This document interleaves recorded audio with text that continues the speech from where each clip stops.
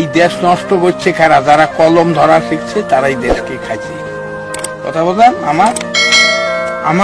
আমি পল্লী কবি, কবিতা বানাইছি, আমার কবিতা তো কেউ শুনবে না, কারণ আমরা গরিব মানুষ, গরিব মানুষের কোনো দাম নাই। তা এই যুগটা হলো কি জানেন, কেয়ামতের নমুনা জানি কিন্তু মানি না, গোনাগার দুযুগী হবে সে কথাও তো শুনি না। গুন্ডে পান্ডা হারামখোর তারে হলো তোর দিন দুপুরে মানুষ মারে তারে হলো দুনিয়া। কেয়ামতের নমুনা জানি কিন্তু মানি না।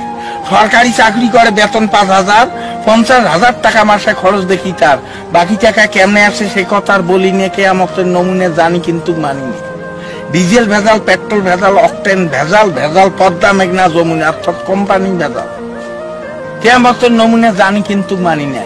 ভেবে কয় রাধাবদর সরকার, মানুষ হওয়া কি ছিল দরকার, পশু হওয়া ছিল ভালো, আখিরাতের কাজ করি না অর্থাৎ পরকালের কাজ করি না। কেয়ামতের নমুনা জানি কিন্তু মানি না।